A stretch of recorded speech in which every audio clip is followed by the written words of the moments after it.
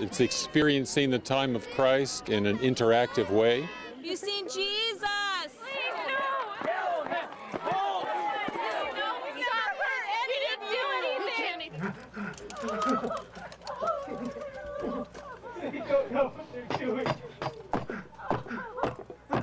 You can see the looks on people's faces that they're into it and they're responding. So I think there's definitely a lot of emotion. Why have you forsaken me? Everything was so authentic. Everything was so real. Yes. Yes. The most touching point for me was right there at the crucifixion station. I really felt like I was right there. My son, you raised Lazarus from the dead. Why don't you come back? I was just so overwhelmed with the presence of the Holy Spirit. It's pretty powerful.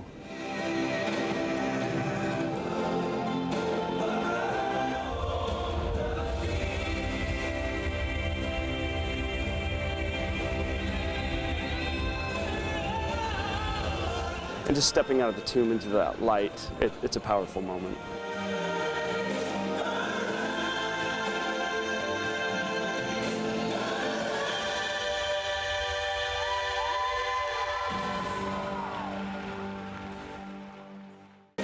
It's the biggest rivalry in the state of Tennessee. We're here in Marion County as the Marion County Warriors take on the South Pittsburgh Pirates, one of the oldest rivalries in the state, over 90 years old.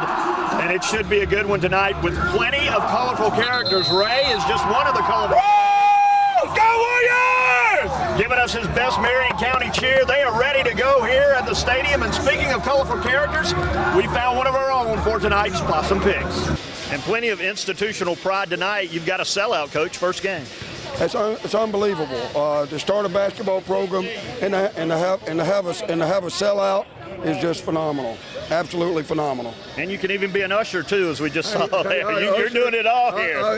Rick, these two teams could be winless, and it would still be one heck of a ball game. We're live here at Marion County, one of the oldest, most bitter rivalries in all of the state. Marion County comes in, the third-ranked team in Class 2A, and the chant has already begun. South Pittsburgh coming in, the top team in Class 1A, and we want to bring in Marion County head coach Mac McCurry. And coach, is this one of the most contentious rivalries in the state? Certainly one of the most exciting. It is one of the most contentious and probably the most intense rivalry I've ever been around. I've been around a few.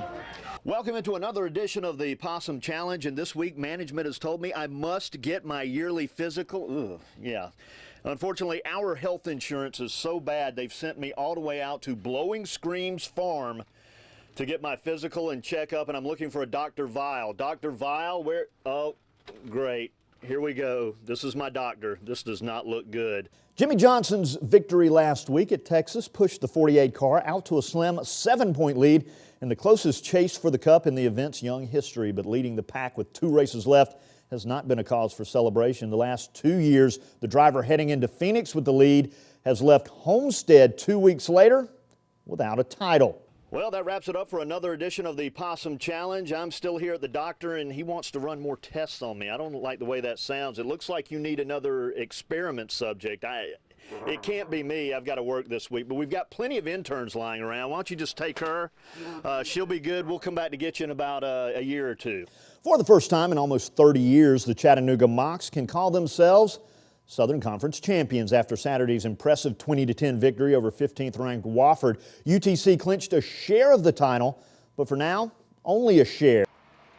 It's the ultimate combination of speed and skill as the top cyclists from across the country compete in the U.S. Pro Championships. These are the best athletes we have in the nation. These are riders that represent us at the Olympics. These are riders that represent us at the World Championships.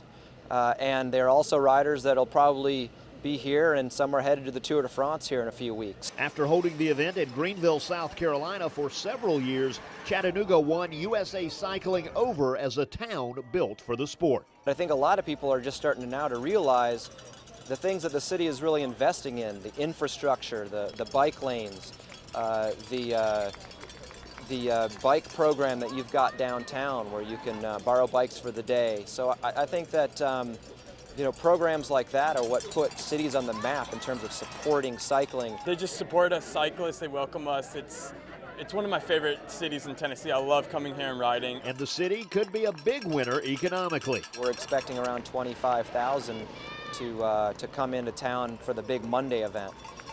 It could be more for all we know, and as this grows more popular in the future, it might become even bigger than Greenville, and we think it has the potential to do so.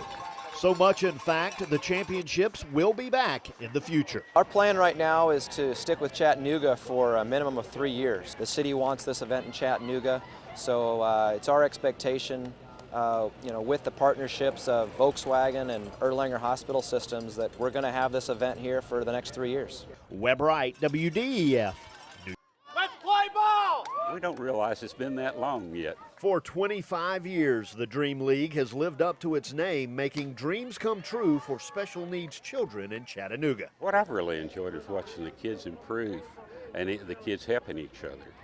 Most of the kids in our group understand baseball, believe it or not.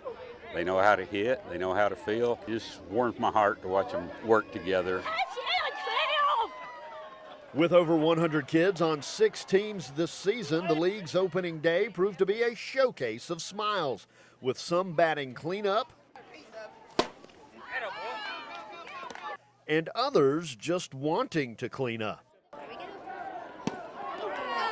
We'll see some kids come out and they don't know anything, never held a baseball bat in their life, and they're very awkward with it, and by the end of the season they're hitting the ball and just getting so excited, and it just seems to mean so much to them, and it just melts my heart as well. For first-time player Claire Robeson, it was an experience her mother will never forget.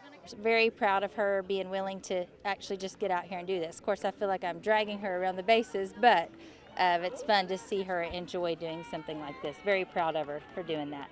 The kids also remembered one former player who passed away before the season started. Number 9 was for Nicholas Phillips. He played for us, and he passed away last year. That was a very sad thing. We all love you, we miss you, and we're doing this for you, buddy.